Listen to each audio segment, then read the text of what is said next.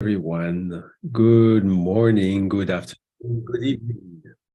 Uh, Here's Arnaud St. Paul, and I'm happy to present you with today's topic, which is compassion. And so how does compassion can help us live a better life? How can it help us achieve the goals we have? And more importantly, how can it help us to grow and have a more fulfilled life? So let's explore what it is and see. So what is WHOS? WHOS is a way. It's a weekly support on LinkedIn and YouTube as well, where we help you to change the world the way you want. And we're guiding this by a 30-year research that we created, the Heartful Method. And each week we revisit a core concept of our reality. Why is it important? Well, because we start from several assumptions of what our reality is, and there may be other ways of looking at it. And that would probably open us to more freedom and more potential and more success. So that's why we're inviting this and looking at it from new eyes, right? A new angle. The whole idea being that we all want to have a more fulfilled life, a more symphonic you, something that is more coherent and aligned with what you feel being important for you. Whether it's a business or individual, it's the same thing. It applies the same way. So if you want to join us after this broadcast, there is a live Q&A that happens on Zoom. So please scan this QR code and let's see how we can answer any question you may have about your day-to-day. So let's dive into compassion. So we usually start with a poem that explores this idea of compassion. It's written from the book I is Born that I wrote a year ago now. And so here we go. Let's see what we have in store today. And here we go. So gentle eye, witnessing life's flow, encompassing all that is and could be and grow. Open thy arms and heart, for it is thy mission to embrace all that is shown to you as it is part of yourself, and thus is waiting for your love and attention. Now is the time to let go of all prejudice and accept all that you can be in this infinite wheel of a lifetime. So let's look at this poem, if you don't mind, for a second.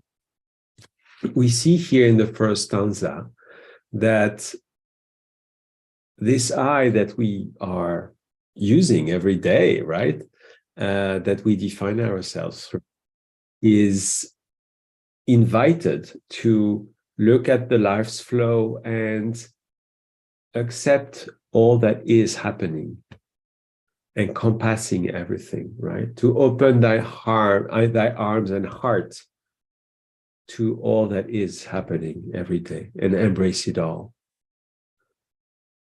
Because it's a part of ourselves, and we'll go into that deeper afterwards. And because it is part of ourselves, we want to give it attention and love, because again, it's part of ourselves. So we should, right, give it a little bit more attention, but we tend to forget many, many parts of ourselves. So how is it useful for our day-to-day? I'll get deeper into that later.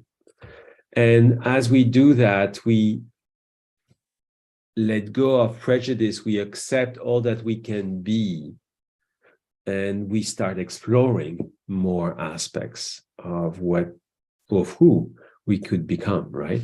So it's quite an interesting journey, and compassion is an amazing tool for opening our heart to life, to any challenge we may encounter, but more importantly, to the beauty of living and creating and meeting with challenges and so on. But we'll get to that in a second. So So my book, if you can go and purchase it on tapwatt.com/I. So first, let's look at why is it important. Well, according to science, we are holograms. So the very fabric of our reality is a hologram. What is a hologram? So it's a 3D or multidimensional image, right? That contains the image of the whole object. So every part of a hologram contains an image of the whole object. It's usually created with a laser. So you can cut off a corner of a hologram and still see the entire image through it, which is very interesting because it means that if we were to translate it to our experience, every moment is an opportunity to explore one of these corners of that hologram. And it may be in lower definition compared with the whole hologram, but it still has a lot of value and it brings about a beautiful experience. So to continue on that, to give you an illustration of it, you see here, we're talking about a chessboard, and each piece of the hologram gives us the same pieces there, as you can see, but from a very different angle. And that is the power of holograms. So what if we have many, many different angles, right? And each of these, as scientists claim that the universe is a hologram, what if we have actually, through the spiral of time, the ability to explore one angle or another? So in other words, every moment is, for me, a way to explore an aspect of me. And when I do that exploration, when I discover it, then I have the opportunity to accept it or to deny it. And that's the basic choice we all have in every moment. Do we want to really dive into it and explore what it is and open our heart to it, or do we want to close down? And each aspect is one part of ourselves. So do we want to love ourselves, or do we want to fear ourselves? We're going back to that kind of choice as well. Ernest Holmes, philosopher from the beginning of the century, said, life is a mirror and will reflect back to the thinker what he thinks into it. So here again, we want to pay attention to our choices, to our thoughts, because they are always bringing us back part of our image, right? So this is important. Look at it from your day-to-day. Where does that reflects, right? So let's dive deeper into another aspect, which is our seven senses. How do we navigate such hologram, right? Well, we all know the five senses of our physical body: see, smell, touch, taste, sound. We all know our mind body, which thinks, right? So these are the basic ones, but we have a seventh sense that not a lot of people uses, which is the emotional body, which feels. And so this is the interesting aspect, because feeling can be also subdivided in two different areas. Feeling and what I call emoting, which usually is an actor that is emoting. But in this case, an emotion is a reaction to something that is happening in my reality. It has a very different feeling to it. A feeling is more intentional and stems out of our heart, the emotion being always a reaction. And this is important to decipher or have clarity on which aspect of ourselves we actually activate in every moment, because it is actually through feeling that we are able to find clarity and, more importantly, activate all the different steps so that I can open up my heart to more compassion, acceptance, etc., as we're going to see in a few minutes. So maybe you want to think about, when are you reacting emotionally? When are you actually feeling the path, whether it's intuition or just feeling a moment of clarity related to a specific situation? And see how it goes, right? So let's see how we can look at that. How can we use compassion to bring about a more fulfilled life? So throughout the week, throughout the day, we have issues, situations that are showing up in our lives. And, as we visit each angle of that hologram, each of these aspects, as was illustrated in the poem, are looking for our attention, for our love. And they produce these issues and situations.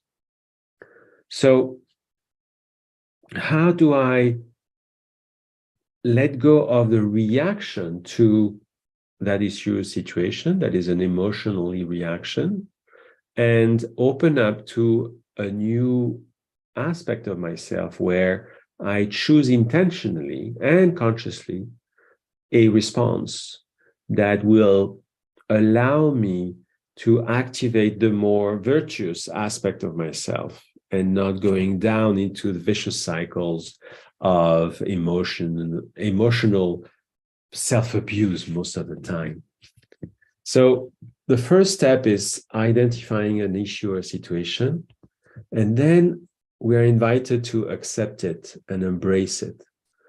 And so with that, we're really first pushing a pause button so that we can give ourselves the space to accept and embrace as the first step of our method. And then after that, we allow ourselves with humility to surrender and trust to the situation. And I'll get back to that in a second with more detail. Then we open up to forgiveness and gratitude for that situation, for the people that are around us, for ourselves, right? Because remember, this situation is showing up so that we can decide if we're ready to love ourselves for that, to pay attention to this message of ourselves, to ourselves. And so the next and last step for this is compassion and love. So this is the ultimate choice of being able not only to love ourselves, to love the others that are part of that situation, love the situation itself, and really accepting everything together, right? So let's see how, so that brings us more harmonious outcomes. And I believe we all want that, right? So it is important to be more present to this possibility that we have to make peace with ourselves by going through this process.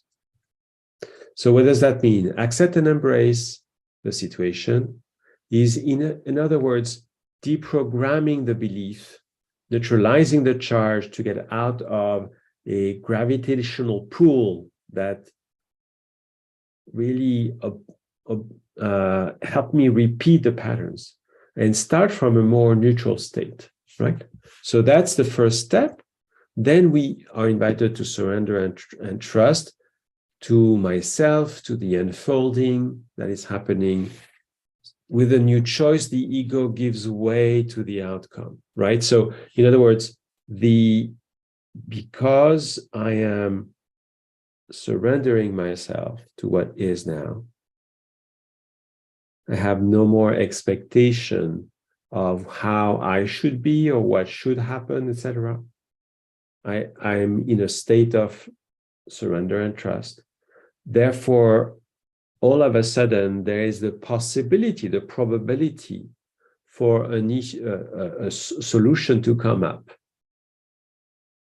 faster than expected. Then we have forgiveness and gratitude. So forgiveness of myself, the others, the situation, being grateful for all these aspects that are playing out, helping me to be better, to grow, to learn. This is the very reason why it shows up. So why not being grateful for that? Why not being, happy and also find compassion and love toward the whole situation, toward the past experiences that this situation is connected to, towards the present moment, the future outcome. And that accelerates the inner alignment that enables me to really grow out of the identification to the issue that was playing out. This is the challenge, so to speak, that I invite you to, and that life is bringing you to your awareness.